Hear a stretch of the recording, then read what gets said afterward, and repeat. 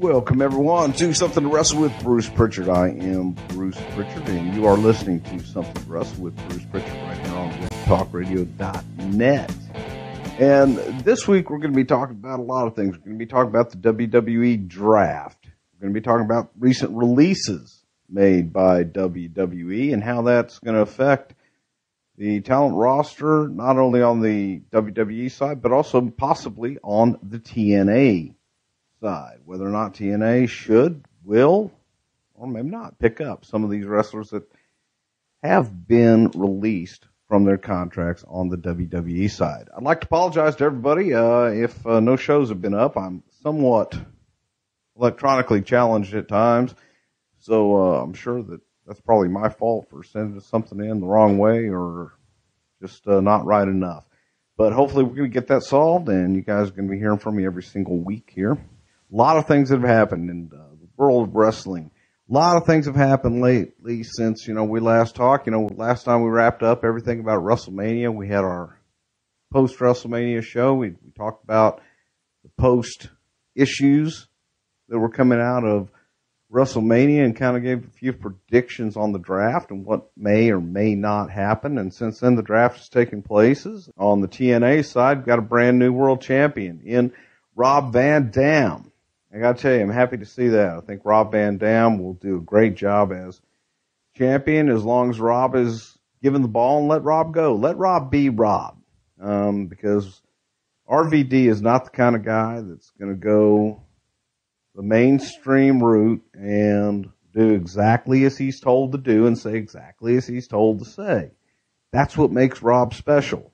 And I think that's the biggest reason that Rob can connect with his fan base and has such of a following that he has. I think Rob Van Dam being made world champion is going to be a positive in the world of TNA, in a place where recently, we haven't seen a whole lot of positives. We haven't seen a whole lot of brand new. We haven't seen a lot of guys stepping up, grabbing that brass ring. And it's nice to see, Van Dam actually get that opportunity. Looking back, again, different things that have been taking place in the world of wrestling. We had a lot of releases. Kung Fu Naki, Shelton Benjamin, big shock.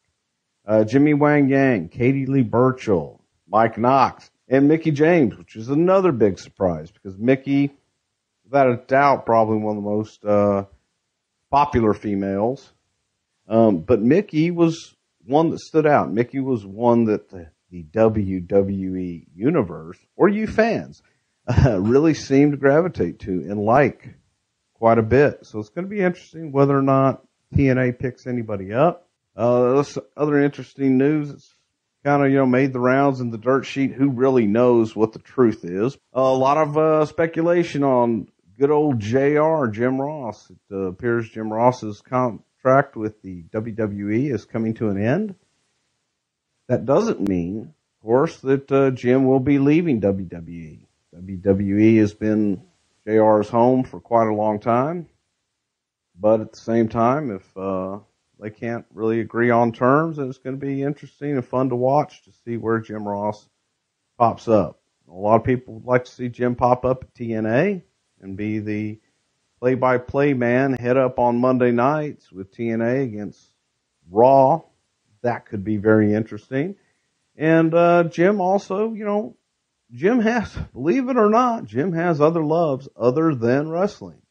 And Jim, I think if he had an opportunity to do some other sports, in particular football, college ball, pro ball, my God, little league ball, Jim would relish that. Because that is a true passion of Jim, and having heard Jim do play-by-play football on the radio and also with the XFL, boy, it's a shame that he never had the opportunity to work for a network and be able to call play-by-play on professional football, because that is truly one of the best things that JR does.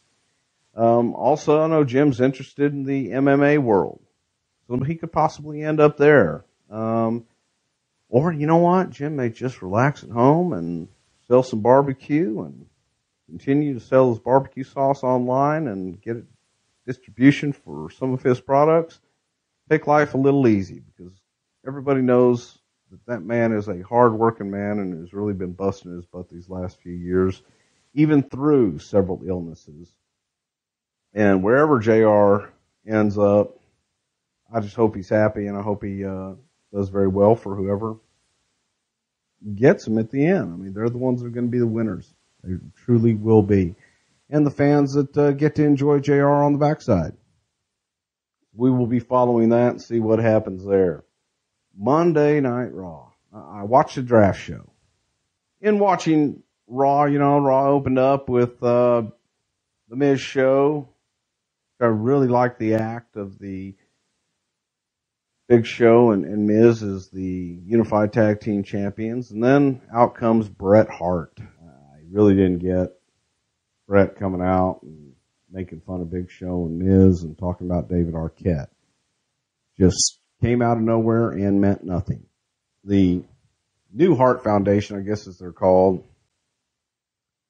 with Davey Boy Smith's son, David Smith, and Tyson, I guess is the other young man's name, and Natty Neidhart.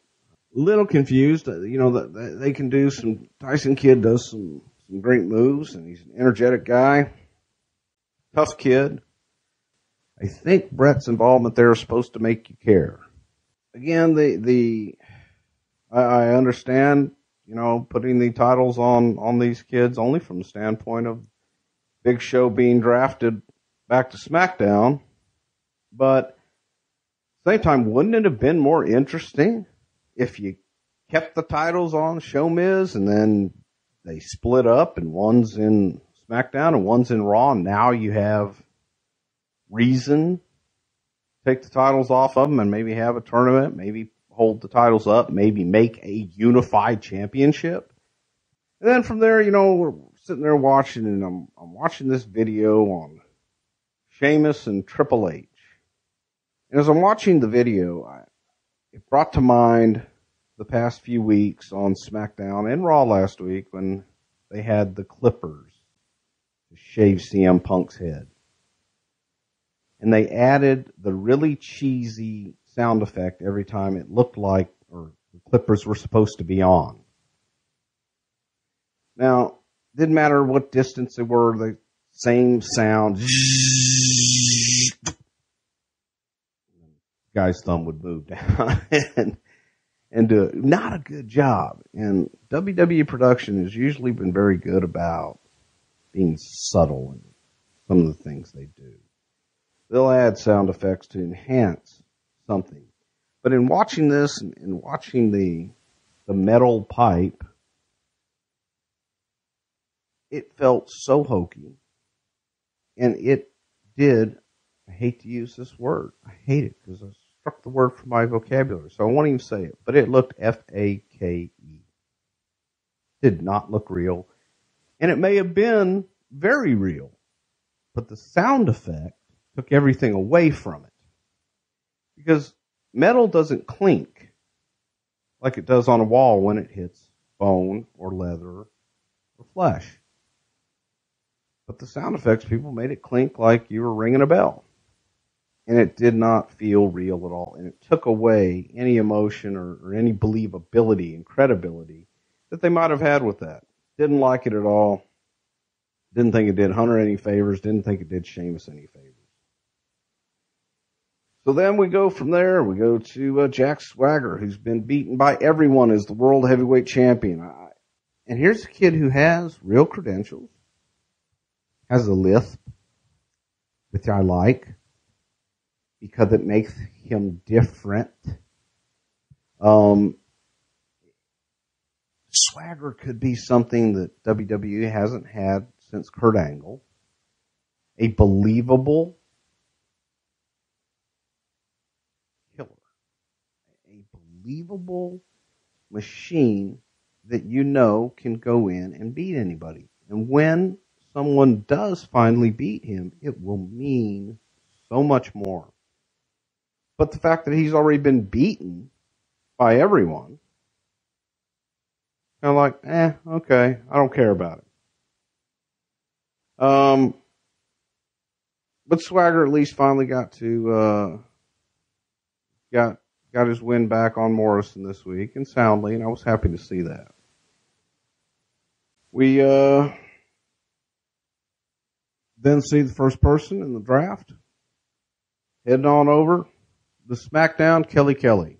Then we had CM Punk, who, again, I do think is probably the best heel act in the entire WWE right now.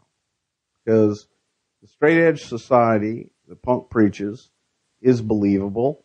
Punk passionately leads this group and passionately comes at you with reasons why the straight edge society is the only way to live your life and to follow him. It makes sense. It's true, the things that Punk says, which is why people dislike him. And the fact that he looks like he hasn't taken a bath in 6 years. Love it. Great character. Great guy. It's going to go far. Had a good match with Evan Bourne. And, you know, it was what it was, and kind of helping reestablish Punk into being a top guy and really someone you want to care about and not like very much. You know, I've tried to watch WWE, NXT. It's, and I'm all about the new young guys, but the show is, and I certainly hope some of those young guys can kick out of that, get involved with some name talent, get some time, go out and do some meaningful promos and get involved in a storyline so you can see whether or not they have the chops to do it, and get them in the mix. The only way you're really going to find out is to put them in there with the big dogs, and the big dogs are going to eat them up, or young talent's going to get something on one of those big dogs and make everybody notice. We had another draft. Big Show goes back over to SmackDown. And, you know, we go in and we see the whole Sheamus and Randy Orton, and they do their little face down. John Cena comes out, makes fun of everybody. And then the little things like Randy Orton coming out and talking about, I've done bad things to Triple H when he's talking to Sheamus. But by God, I did it face to face. But they're trying to make Randy, I guess, a big baby face and make Randy a hero, and one way to kind of go about it. Then we have another draft, and we see John Morrison going to Raw. And we see R-Truth, Edge, all going to Raw. Of course, this is the result of the Battle Royal they had in which Ted DiBiase won. But the end result, you got Morrison, Edge, and R-Truth now heading to Raw.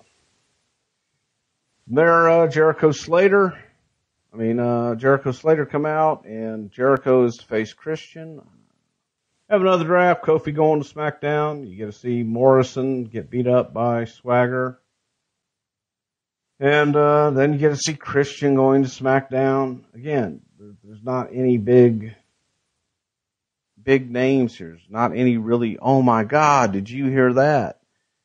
They did a vignette in the back, which I found interesting, with the $1 Million Kid, I'll call him Ted DiBiase, with a replica of his daddy's $1 Million belt, asking Carlito to be his manservant. Then we see Chris Jericho going to Raw. Thus far, the biggest move in the draft. And we get into our Edge Orton scenario that came out of, Batista and Orton. And,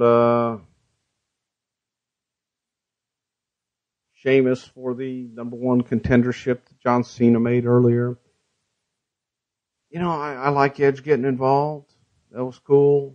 Like Batista getting involved. Batista's now the #1 contender according to this match, and that's all cool. I hope in future weeks that Edge being a heel again is going to breathe some new life into him, and I hope that it does something to kind of spark Randy Orton to kind of come out and really be someone to reckon with. Over on the TNA side, you know, the biggest thing to come out of that show, I guess, was the Battle of the Rings. Here you have Ric Flair with his WWE Hall of Fame ring. You have Hulk Hogan with his WWE Hall of Fame ring. But Hulk Hogan gave his to Abyss. And Ric Flair wants it for some reason. Why, I don't know. But Ric Flair wanted Hulk Hogan's Hall of Fame ring from Abyss. So Ric Flair put his ring on the line against Abyss's Hulk Hogan ring. That gets confusing. Have the match, and you know, I love Ric Flair to death. Boy, it's kind of, after 40 years, the act is getting a little stale. Rick bleeds great. That's all we have seen of Rick at TNA thus far, is a lot of bleeding.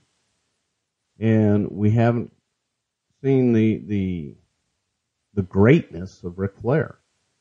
And, you know, to have some guy stand on Rick's head while Hulk Hogan struggles to take his WWE Hall of Fame ring off, I gotta tell you, I was just laughing. It felt silly to me. It felt insignificant and silly. If you're trying to build TNA and you're trying to build a new company around new stars, why are you having your two oldest stars fight over something they got from another company? I just don't know, you know, what they're trying to do here and who they're trying to build. Because the younger talent's matched up with the younger talent, the older talent's matched up with the older talent, and it feels like rehash, and unfortunately not a lot of freshness coming into the mix there in TNA. And then you get to a big announcement by Eric Bischoff, and his big announcement is that you, the fans, are going to decide who gets a world title shot. Well, said in there, so I'm not taking shots here.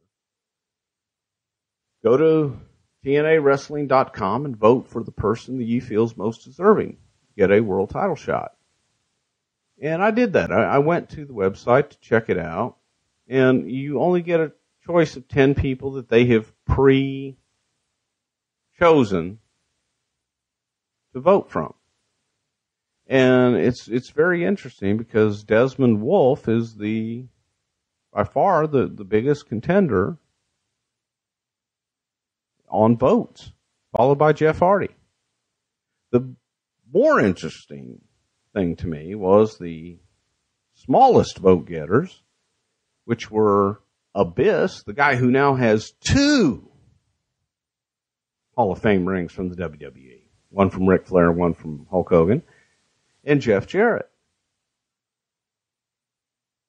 And if nothing else, you know, don't say, okay, go on and pick whoever you want from the roster for a title shot, because you don't have the ability to choose anyone from the roster.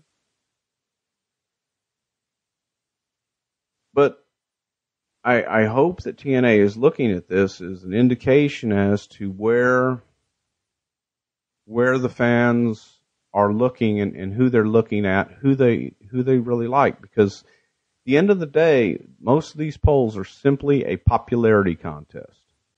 They're a popularity contest of the guys that they like best and the guys that they want to see more of.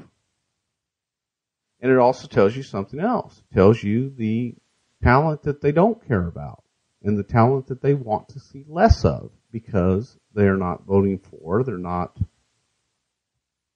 interested in it. So that was a little shocking to me. I would have thought Jeff Hardy would have been in the lead by far, and I know in reading the internet reports, I think they felt that Mr. Anderson and some other people would have been up there even more. And I like Mr. Anderson. I think that he's going to be a star. I think he's going to find himself there in TNA and do good. And I hope he does, because he's a hard-working guy, and he's got a really good shtick. But we shall see. We'll see what happens. But TNA, I just think that TNA really needs to start developing new talent at the expense of and sacrifice of some of the older talent, some of the talent that has been there a long time, and some of the talent that can no longer hang night in, night out, and not make the house shows, and on television, get these younger guys over. Make them mean something. You know, some of the younger talent, never going to make it. He's different, but I don't think he's won a match since he's been in TNA. So, got a lot of work to do. The supplemental draft takes place this week, and you can check that out on the various websites and see who lands where and who does what. But over the next few weeks, we're going to be kind of pairing up new pairings in WWE, see who's going to end up with who, and we'll be analyzing that each and every week as we get back in the swing, and I promise you, we're going to be here each and every week. I'm Bruce Prichard. This is Something to Wrestle With. We'll see you next week, everybody. Hey, it's Conrad Thompson. Thanks for checking out the podcast here on YouTube. Be sure to hit the subscribe button and the notifications bell so you get a notice anytime we upload some new content. And go save yourself some money right now. If you're in a 30-year loan or you have credit card debt, it's not a matter of if I can save you money. It's a matter of how much. Find out right now for free at SaveWithConrad.com.